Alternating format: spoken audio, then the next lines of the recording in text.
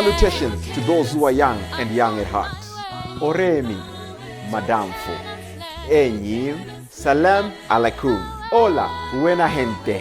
Bonjour, legend. Linja dumelang. Murigaboto. Mulibwanji. Murigaboto. Makadini. Karibu. Mwakaitawani. Mwakaitawani. Munotambere. Welcome to Blackview SDA online platform. This is a place where your soul will find rest.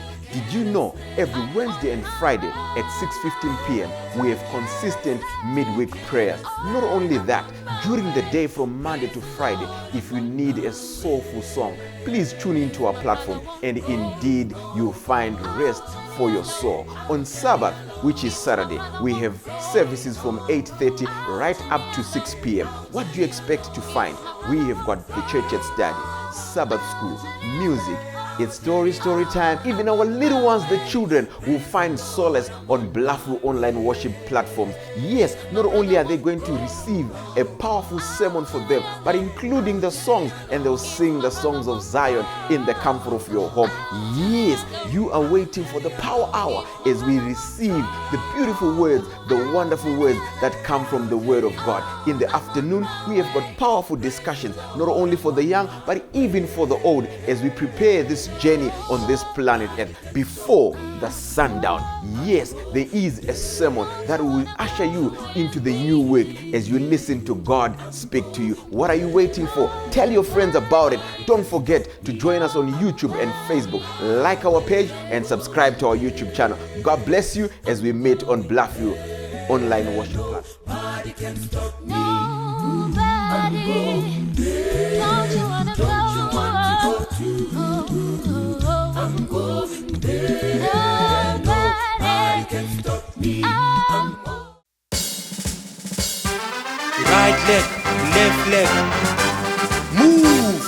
Step by step, step by step, I will follow Jesus Christ. Step by step, step by step, I will follow Jesus Christ. Step by step, step by step, I will follow Jesus Christ. Yesterday, today, tomorrow, I will follow Jesus Christ.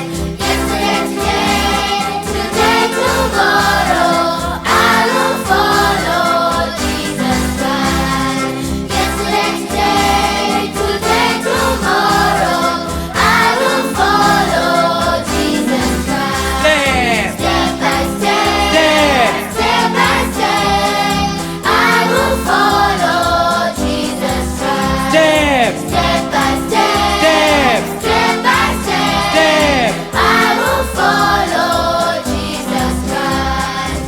I will follow only Jesus Christ. I will follow the King of Kings.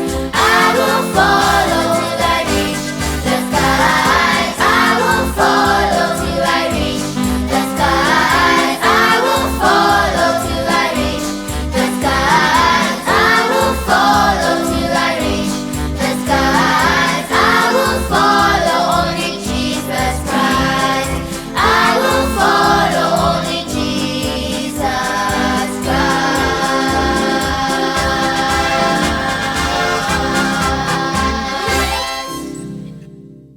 Hello, boys and girls. Welcome back to this edition of the Fundamental Beliefs as we learn about how we can develop a closer relationship with our Lord and Savior Jesus Christ. And we learn more and more and more about Jesus through the fundamental beliefs, which we glean from the Bible so that we understand the Bible better. We are on fundamental belief number 14 that talks about many parts in unity, many parts in unity. And what are we doing? We are using the body as an object lesson. Did you notice that you've got a head, you've got the hands, you've got the feet, you've got eyes, the nose, the mouth, and A lot of things make up the body, and they work together to make sure that your life is quite enjoyable. Wow, the book of Ephesians chapter 4 verse number 13 gives us the same imagery of a body. He said, like a body, we are part of the body of Christ, and we work together in unison for the mission and the purpose of edifying the church. So I want to let you know, boys and girls, you have a part to play in the church, and never ever underestimate yourself. You see this small finger, it has a part. You know, the hand cannot really hold when this finger is not feeling well. So we work together in unison. God has given us pastors, He has given us elders, He has given us preachers, He has given us deacons, He has also given us you, so that we work together to edify the church. Everyone has a part to play. The church is actually talking about total member involvement. When you and I and my mother, your father, the pastor, the elder, the deacon, when we work together in harmony, we are going to bring the purpose and the mission of church to fruition. So I want to let you know, boys and girls, you have a part to play. Every part of the body has its own purpose. You know what? At one time, I never knew that, when you look at your eyes, you've got eyebrows. Eyebrows actually keep sweat from getting into our eyes. So when you remove the eyebrows, you might not know that you're actually putting yourself in danger. But the purpose of my example is just to let you know, everyone has a part to play. God has given us various gifts, talent and skills, but all these work together in harmony in bringing the mission of the church. Some are pastors, some are singers, some just come to church to smile. Some are sons of encouragement. They encourage us to go along the way. Some just come to smile. Yes, I see those big smiles on your face. We all need each other for the mission and for the purpose of God to come to fruition and complete. So never ever look down on anyone, and don't look down upon yourself, because like the body has different parts, and all these parts work together for the fruition of how the body functions. So is the body of Christ, and you and I and everyone around us, we play a pivotal role in making sure that the mission of the church come to fruition. So what are you waiting for? Put your skills, put your gifts, put your talents and all that God has deposited in you for the edification of the church, because we are like many parts, but like a body, we work together in making sure that the world knows that Jesus says, and He says to the uttermost. Our eyes are closed, our heads are bowed. Shall we pray? Our Father who art in heaven, we want to thank you because you are our God, and thank you for reminding us through the body that we can work together in making sure that the mission of the church is reached and it has come to fruition. Help the little boys and girls who are under the dictates of my voice to know that they have a part to play in the mission of the church. Bless us now and forevermore. In Jesus' name we do pray. Amen. So boys, I don't know what you're waiting for. Tell your friends and your other friends that we have a part to play in the mission of God. Just like the body has many parts, all parts play different roles. Your role is very critical in the growth of the church for us to grow in Christ. God bless you. Let's meet again as we learn more and more about Jesus. God bless you. Pamchinjiko pale upenyu, Jesu atinditarise, pasine fumangeze nando, amberindo wona zakanaka.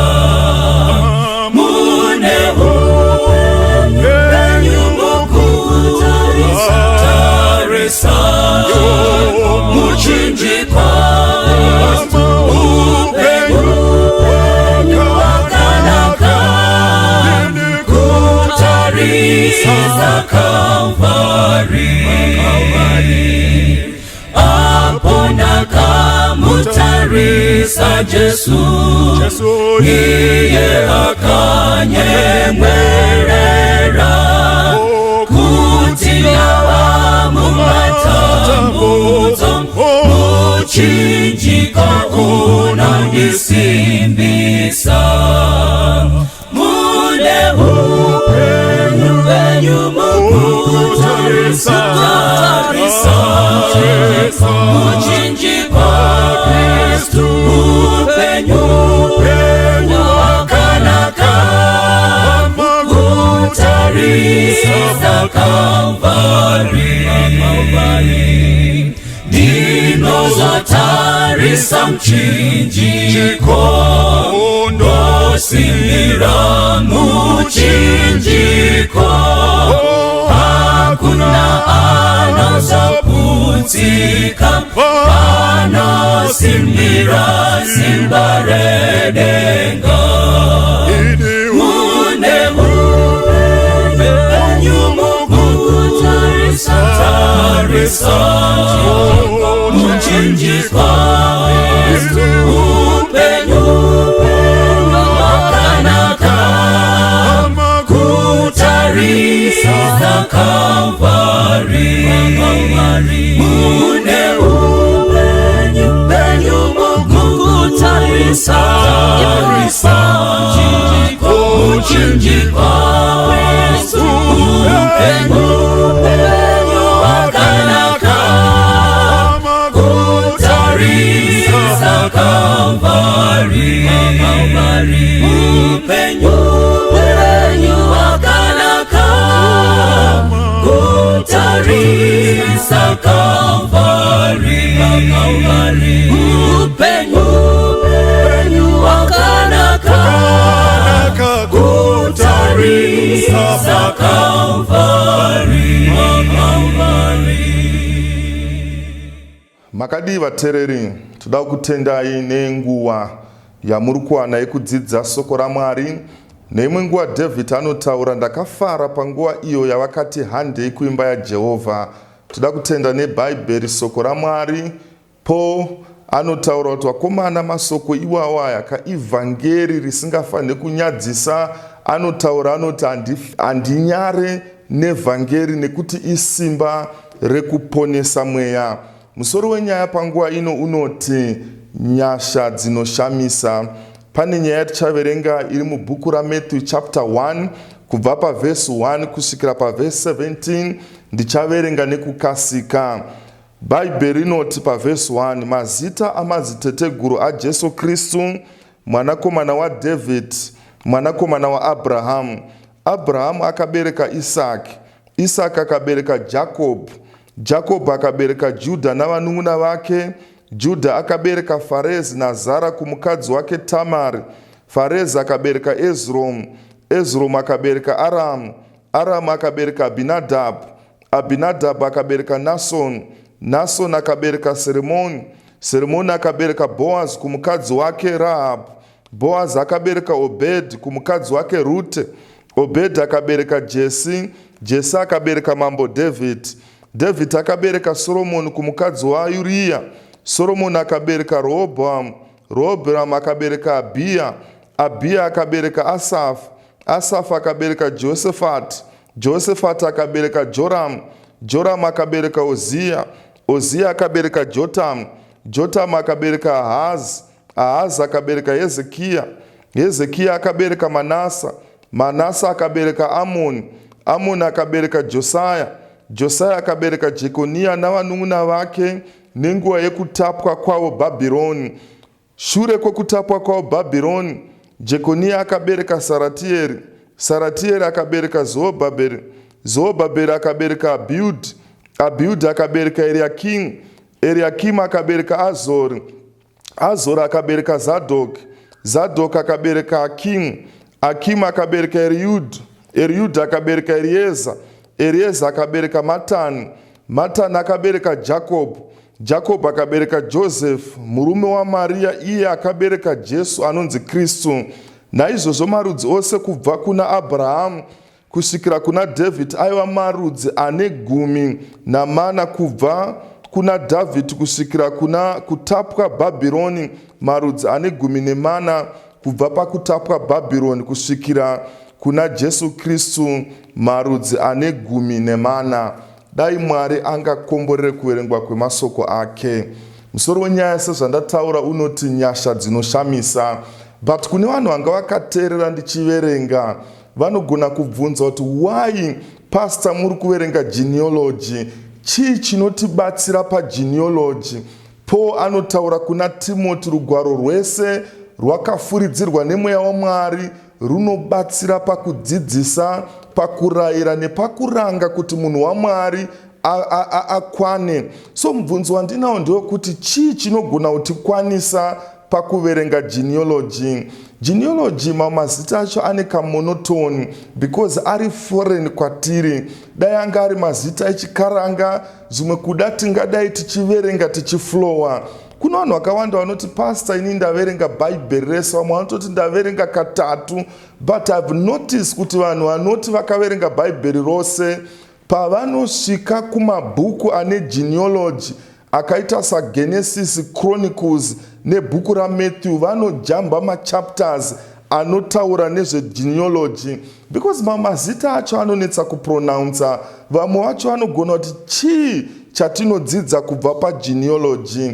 Ndangweva zotaura kuvateereri kuti genealogy inogona kunge iri useless, isinga make sense kuna vanhu vakateerera, but kumujudha pane vhangeri rakadzama rakadzika ratoda kuti rapanure panguva ino tiri kutarisa musoro wenyaya unoti nyasha dzinoshamisa. Tikatarisa mukati mebhaibheri muOld Testament tine mazita atisinganzwe nezvavo, mazita akaita semaZilots, maEssens, mascribes, Sanhedrin Council, vaFarisia nemaSedhusia. Mazita aya tinotanga kuzoanzwa nezvavo muNew Testament. Regai nditaure nditi bhuku rekupedzisira kunyorwa muOld Testament harisi bhuku raMalaki, ibhuku raEzra neHemia. Anonzi maMasorete scholars pavaisa mabhuku emubhaibheri vaitarisa theme. Actually matheologians akawanda vanototenda kuti bhuku rekutanga kunyorwa mukati mebhaibheri ibhuku raJob, and akanyora bhuku raJob akanga ari Moses, but tiri kuona bhuku riri kutanga ibhuku raGenesis. Saka vaitarisa theme Pentateuch, mabhuku ekutanga voisa paside, Genesis, Exodus, Leviticus, Numbers, Deuteronomy, then masongs nemawritings pavo voisa major prophets nemaminor. But pamadetsi chaiwo ibhuku raEzra neHemia ndo bhuku rekupedzisira muOld Testament. Kundonobata bhuku raMatthew pane 400 years of silence. Panguva iyoyoyi Mwari akanga akanyarara, ndo panomuka varume vakaita sevaFarisi vandataura nezvavo, maSedhusia, Sanhedrin Council, maZilots, mascribes. So chii chavaita? Varume ava vaiparidzawo pamusoro pesoko raMwari, vamwe vacho vakanga vakamaster bhaibheri. Ndo nguva yavanoraiza varume ava. Saka chinhu chinonzi genealogy chandataura nezvacho kumaJudha chinhu chiri very important. Vangakanganwe zvimwe zvinhu zvese, but avakanganwe genealogy. Zviri nani varegedze kuverenga bhaibheri rese, but genealogy vaiverenga nekuimaster. Why? Yaivatondedza again ndangariro dzemwoyo. Vakaenda kuna Abrahamu, vaiziva kuti Abrahamu akanga ari baba vendudzi. Vakaenda kuna Abrahamu vaiziva kuti Abrahamu akanga iri shamwari yaMwari. Kuna Adamu vaiziva kuti Adamu ndiye akanga ari baba vendudzi. So bhaibheri, soko raMwari, rinobuditsa pachena kuti soko iri raikosheswa kumujudha wese, even tradition yavo kuti munhu mukwasha azikanwe kuti mukwasha ane hunhu. Chimwe chinhu chavaida kuziva ndechekuti anoziva here nhoroondo yekurudzi kwavo, even nhoroondo yegenealogy kubva kuna Adamu. Nyangwe muroora kuti vazive kuti ane tsika aifanira kunge achiziva genealogy. Saka qualifications aidiwa kuti munhu apinde mumasects aya, whether muFarisi, muSedhusia, muZiloti, muscribe, muEssens, aifanirwa kunge achiziva genealogy yekwake, akainanganidza nekuimaster. Westill sezvandataura mukwasha, aifanira kunge achiziva at least 14 generations kubva kuna Adamu. Adamu akabereka Sethi, Sethi akabereka Enos, Enos akabereka Kenan, Kenan akabereka Mahalalel, Mahalalel akabereka Jared, Jared akabereka Lamek, Lamek akabereka Noah. Vodonongodza, then kana achinge arova at least 14 generations, vaiziva kuti munhu uyu akanga ane hunhu. Saka pamajewish sects ese aya andataura nezvavo pane yainzi Sanhedrin Council. Remember nyaya yakaitika mumazuva eumambo hwepagan Rome yakatongwa nana Augustus Caesar, vana Julius Caesar, vana Tiberius Caesar. Saka umambo uyu wakapa some powers kuSanhedrin Council. Saka Sanhedrin Council yaipindwa nevarume 70 vakanga vasina chavanopomerwa. Wechi71 wacho akanga ari high priest. Saka varume ava vane mhosva dzavaitonga diki dzavaipiwa kuti vatonge neRoman Empire. Rimwe basa ravaita again, vaita basa seraitwa naRegistrar General, I think muZimbabwe, akanga ari very popular. Ndivatobai Vamudede ndo vaichengeta mabirth certificate, madeath certificate nemamwe marecords. Ndo rimwe basa raitwa neSanhedrin Council. But vana baba nana mai, vakomana nevasikana vakateerera, umu muSanhedrin Council maipindwa nevarume vakanga vasina chavaipomerwa, murume womudzimai umwe chete. Varume vakanga vari very spiritual to an extent yekuti vamwe vachoka they were too heavenly minded but of no earthly use. I've noticed kuti mulife kuna vamwe vanhu vari too heavenly minded but of no earthly use. Varume ava vaitotya kutonosvipa pane uswa because vaitya kuti kana mate avo akaenda kana pane seed kana tumbeu pakangoita germination bedzi vashanda nemusi weSabata. Huku yaitika kandira mazai nemusi weSabata, vaipwanya mazai acho, huku yacho yaibva yaurayiwa. Why yakanda mazai nemusi weSabata? Varume vakanga vari too spiritual, too heavenly minded but of no earthly use. Saka vari 70, wechi71 wacho akanga ari high priest. Sezvandataura vaichengeta marecords egenealogy. Saka any family, vekwaMutemeli, vekwaMoyo, vekwaMulambo, vekwaChimuti vaiuya nemarecords. Mukuru wekwavo aiuya nescroll ine mazita ese ekumhuri kwavo vonosubmita kuSanhedrin Council. Saka pane zvinhu 4 zvavaisatendera kuti zvipinde mumarecords egenealogy no matter what man. Saka maendesa mazita aya, whether iscroll ibhuku, maendesa kuSanhedrin Council vari 71 vainanganidza. Maiziva here kuti muchechi varipo vamwe vanhu vanonanganidza zvitema zvedu. Pane zvimwe zvitema, zvimwe zvacho takazviita kare tikatokanganwa. Kuna vamwe vanhu vasina kukanganwa vanotoziva madetsi patakazviitira zvitema zvacho. They know everything. Ndo zvaitwa nevarume vainanganidza. Saka pane zvinhu 4 zvaisafanira kupinda mumarecords egenealogy. Number 1, vaisatendera kuti mupinde mazita evana.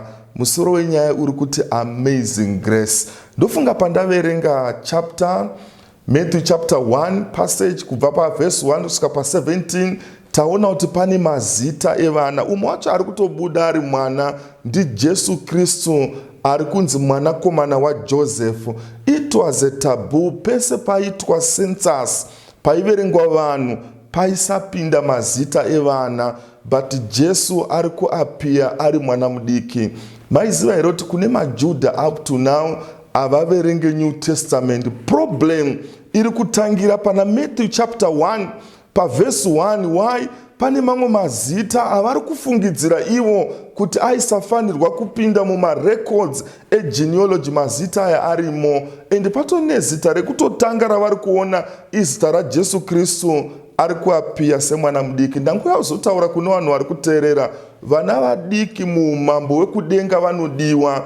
That's why Jesu achitaura, regerai vana vadiki vauye kwandiri nekuti umambo hwekudenga ndihwo hwakadai. Inzwai vana baba nana mai, kune vamwe vanhu vasvika papoint yekutika vanofungidzira kuti vana havana chavanokontributa mukati meupenyu. Even vabereki vari pano hapana chakaipa kubvunzawo vana kuti vana munozoona sei ameno as a family mune maprojects amunawo, kungobvunzawo advice yevana. Vana varimo mumarecords egenealogy. Jesu ari kungoedza kungoparidza kuti vana kunyange muumambo hwekudenga vanodikanwa. That's why Jesu achitaura achiti feed my lambs. Focus yake haisi kuwaidza kura bedzi dzamachuwa, ari kufocusawo again kuma lambs anova vana vadiki. I've seen maprograms mamwe edu echechi focus yakawanda iri kuvanhu vakuru. Vana vadiki vanogona kunzi vaende pamuti vanodzidza ipapo, zvimwe kuda pari kufunda, ende ticha anogona kusarudzwa masikati iwawo, but maprograms evakuru anenge ari well structured. So pamadzitete guru aJesu Kristu vana vadiki vari kuapia. That's why manzwa pandaverenga soko raMwari riri very clear. Ningi akabereka ningi, vana vari kutaurwa nezvavo, which means vana muumambo hwekudenga vanodikanwa.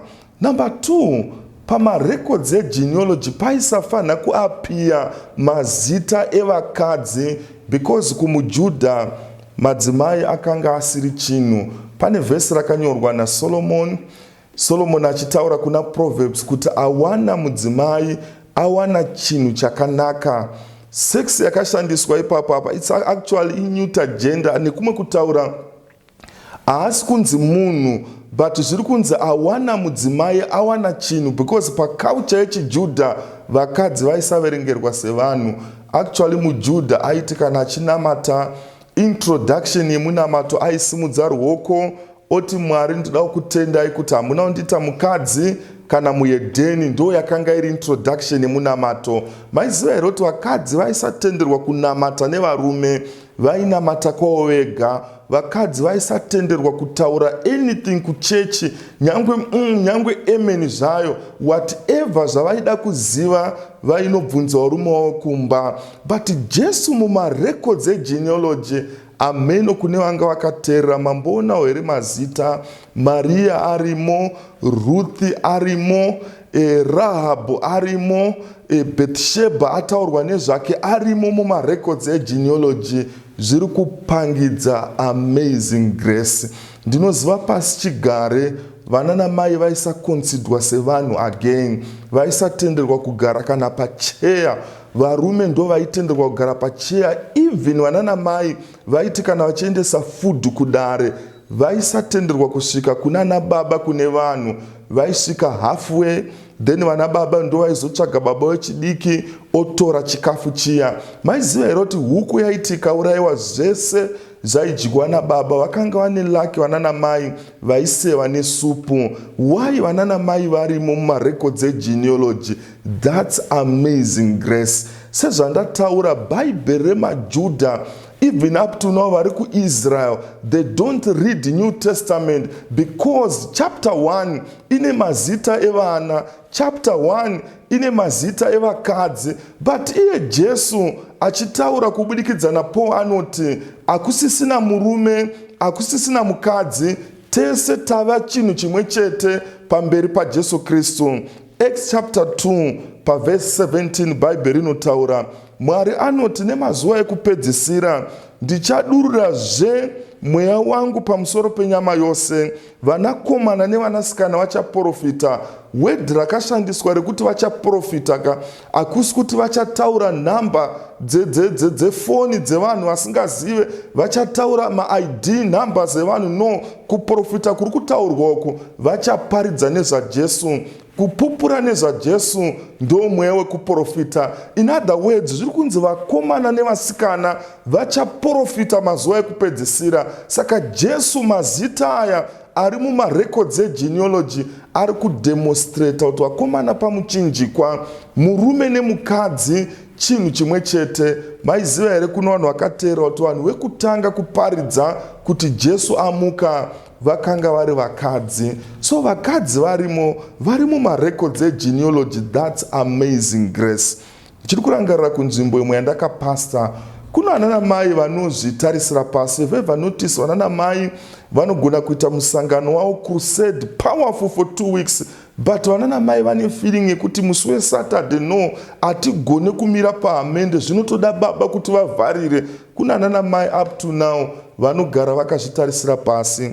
Pane imwe nzvimbo yandakapasta kuna vamwe mai vaigara vakazvitarisira pasi, vakatonzwa vanhu vari kutaura kunzi ndikutoziva vari kutonyeya inini bedza, hakuna umwe munhu wavari kunyeya. So ndiri kugara kuchiwaridzo, taipfuura nepamakuva epachipadze chiwaridzo. Mai ava vaiti vakapinda mukombe vaitosimukira vachitarisa nepajuro voti naimi makuva aya zvaakutozara kuti tichaona nzvimbo yedu. Munoziva kuna vamwe vane minamato ingori negative always. Each time wosimukira tichawana nzvimbo yedu. Sometimes God is so faithful.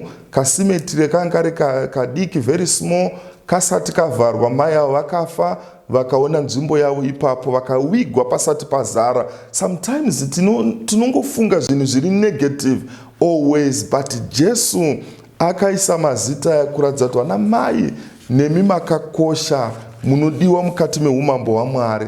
Number 3, chimwe chainanganidzwa neSanhedrin Council, maisapinda mazita emaGentiles.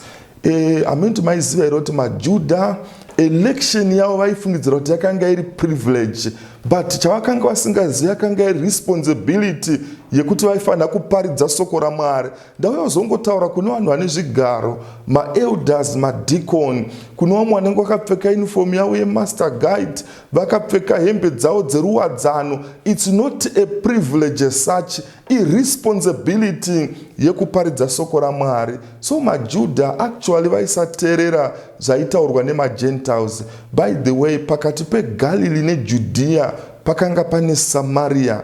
Samaria yakanga ine maGentiles. maJudha vaibva kuGalilee vachienda kuJudea, kuJerusarema, kumutambo, either mitambo yePaseka, Day of Unleavened Bread, oro mutambo wematumba, vaitoenda nekuJordan Valley just kungoavoida kupfuura nemuSamaria.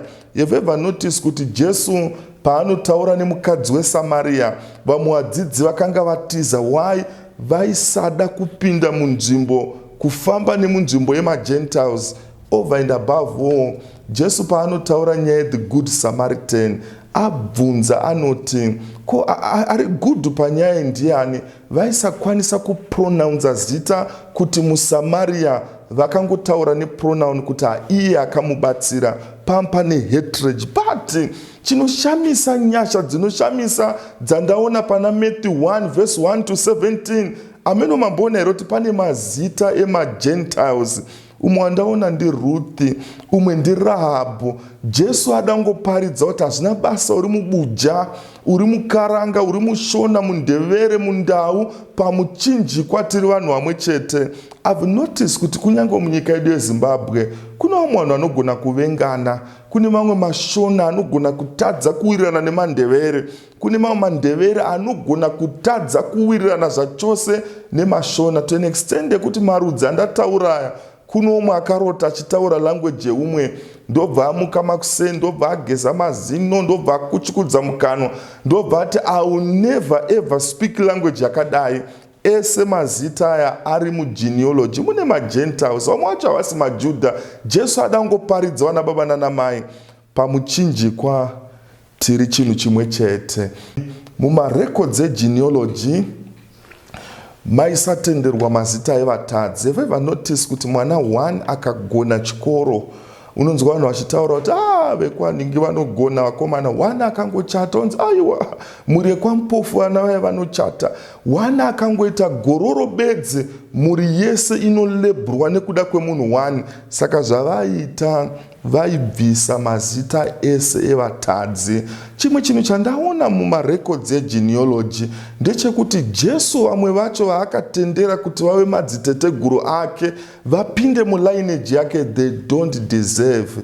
Vamwe vacho vakomana vakanga vane utsinye hwamusati mamboona. Vamwe vacho hazvitogone zvoti kurunzi dai wainzi usarudzeka.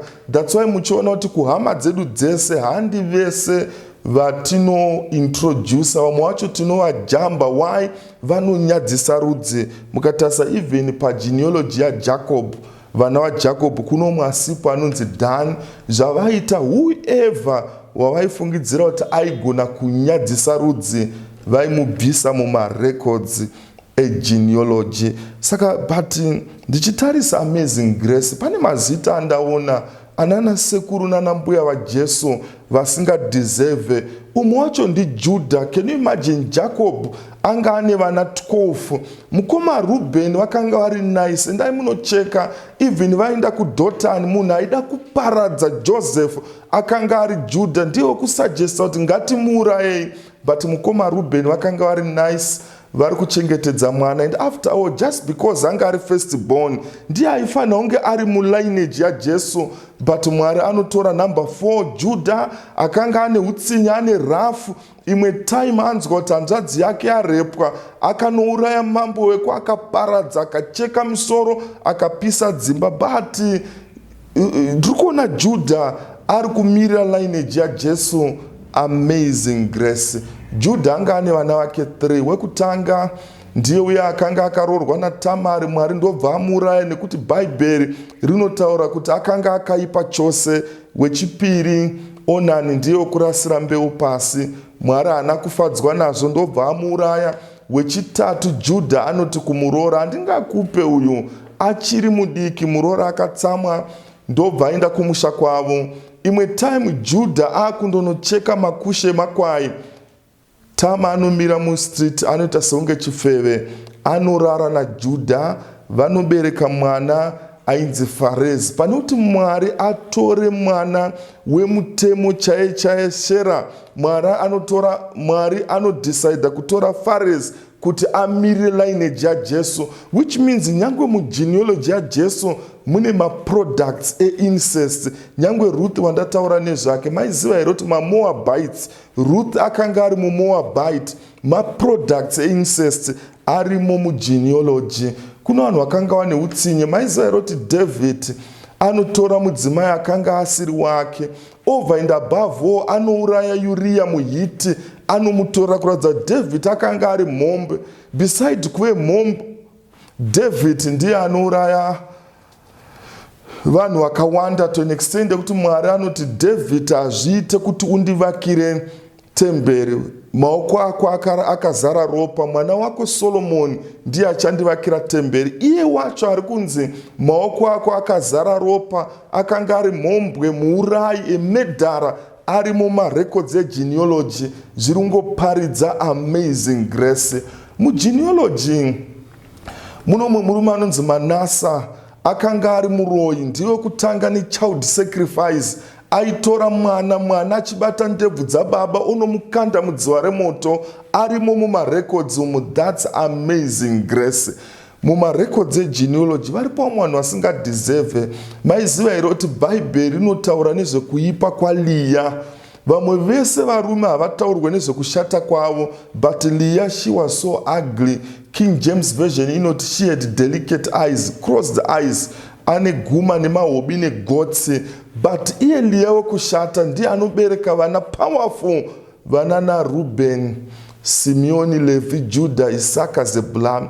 Rachel wekunaka hana majainzi akabereka. Maiziva here kuti iye mbuya Leah varimo mumarecords egenealogy, kwete Rachel wekunaka.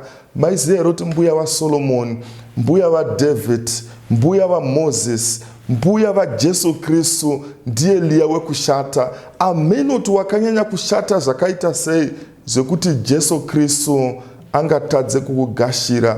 Amen kuti wanyanya kuita mhombwe yakaita sei, wanyanya kuita muurayi yakaita sei zvokuti Mwari angatadze kukugashira. Mugenealogy mune mazita asingadeserve arimo kushowa Amazing Grace. Munoziva here kuti kuna vamwe vanhu pano vanogona kuchata, iwe uri best friend, wotadza kukwana mubridal team. Reason zvimwe kuda face yako inogona kurasisa chimiro chako chaicho chazvoti munhu ari kuchata anogona kuti shamwari kuti ndiinclude yazviite, woita songe wapromote, wangonzi ano uchamanaja madrinks. Have ever notice kuti nyange munhu akatanga kambani yake zvimwe kudawo pareception ada kuisawo munhu anobwinyisa kambani yake, zvimwe kuda mudzimai anenge achinyemwerera macustomers achiuya. But Jesu kuna vamwe vanhu vacho vari ugly, vakanga vasina chimiro, mhondi, makororo. Kuna vamwe vainyeba. Muchiri kurangarira Abrahamu achinyeba kuti Sara iye hanzvadzi yangu, iye akanga ari mudzimai wake.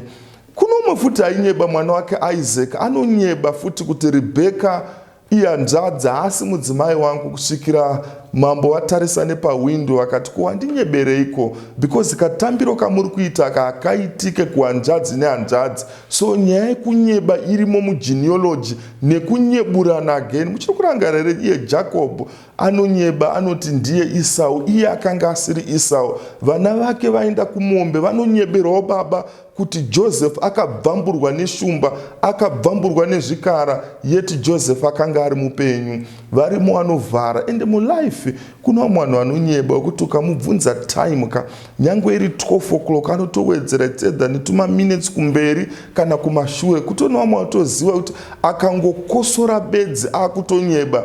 Koita vanhu makuhwa varimo, vakanga vane makuhwa mugenealogy, varimo mumarecords. Manase wandataura nezvake, child sacrifice, akanga ari muroyi. Ndiye murume tradition inoti akatora Isaiah ndobva amucheka into 2 pieces. Tradition again inotaura kuti murume uyu akanga ari so cruel. Amusati mamboona zvakadaro, but arimo mumarecords egenealogy.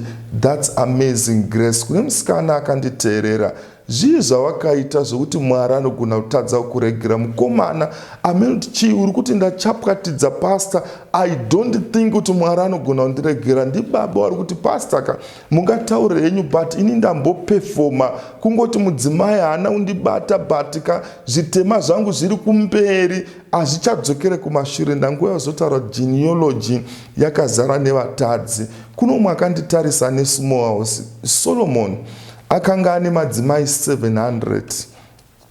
Madzimai 700 aiva double crosser nemaconcubines 300. All in all akanga ane vakadzi 1000. Solomon mukaenda kuna muparidzi wane anoti hakuna chandakavanzira meso. Kana iri food yenguva iyoyo akadya mabwadabudibwa, magrivodu, ukafu-kafu, tsibwaribwa. Pamusha wake pane maplants, I don't know matypes akawanda sei emaplants. Munoziva mukaenda kune dzimwe nyika ndo pamunoona kuti muZimbabwe muno matina mafruits akawa. Mukaenda kuAsia kune mamwe anenge maapple. Amusati mambotesta. Solomon kuna muparidzi one anotaura kuti hakuna plant yakanga isiri payadhi yake, and anotaura hakuna chandakavanzira meso, which means mafilimi enguva iyi akaona Solomon. But Solomon anotaura mukupedzisira zvese hazvina maturo. Nebarika rake iroro arimo mumarecords egenealogy.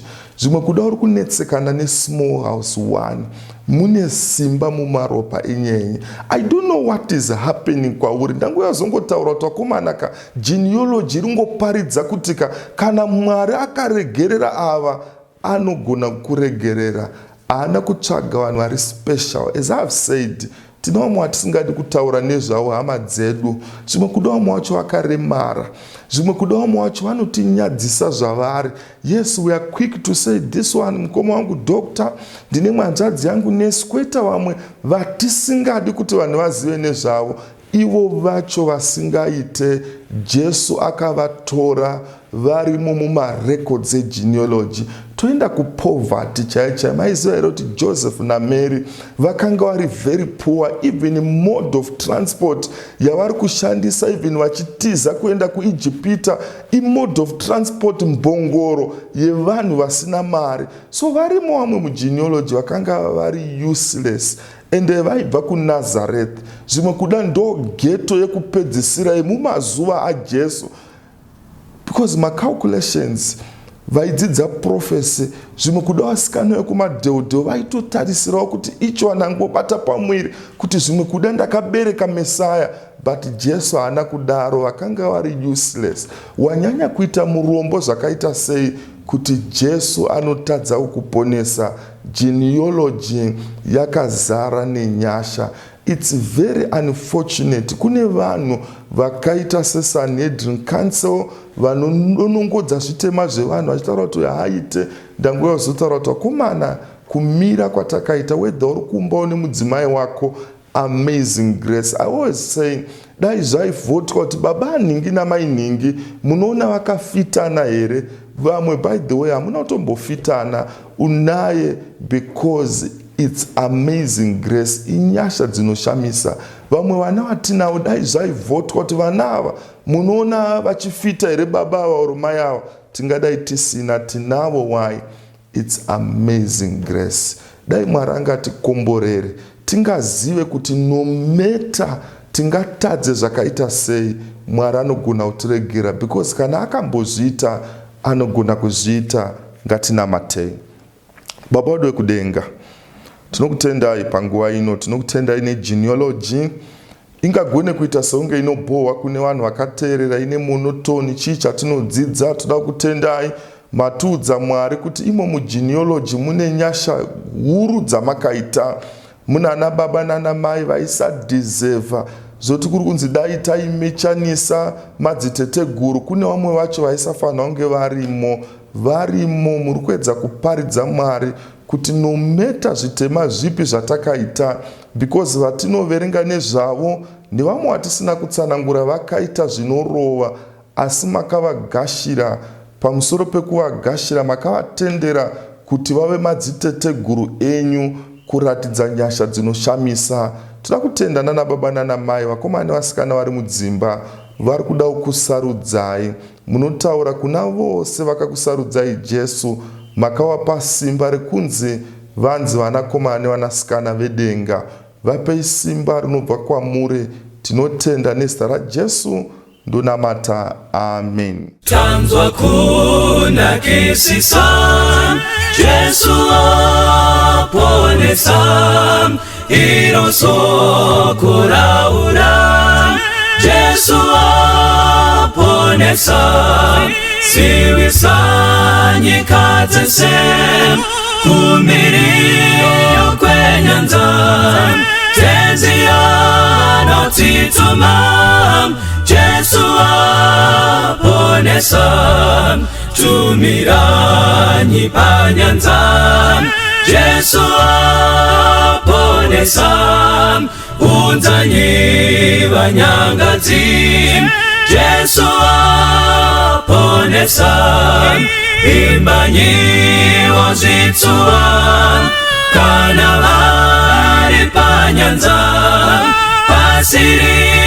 chazorinzwa, Jesu aponesa, imbanyi mudambudzo, Jesu aponesa, neupenyu nerufu, Jesu aponesa, imbanyi nekupfawa, moyo unodamutsa, imiranyi paguva, Jesu aponesa, ipa izwi pamweya, Jesu aponesa, kuti ndudzi dzizoda, Jesu aponesa, daidza kuponeswa, mumakonde linga,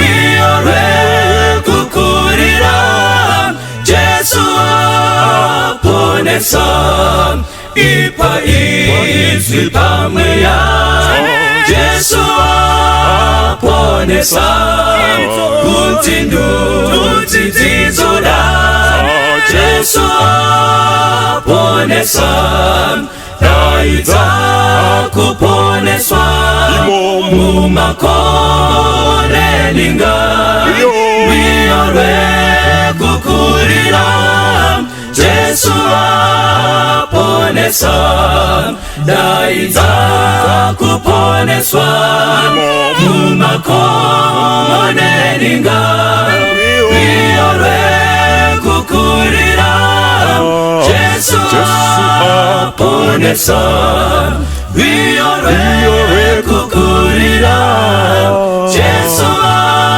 aponesa, miore kukurira, Jesu aponesa.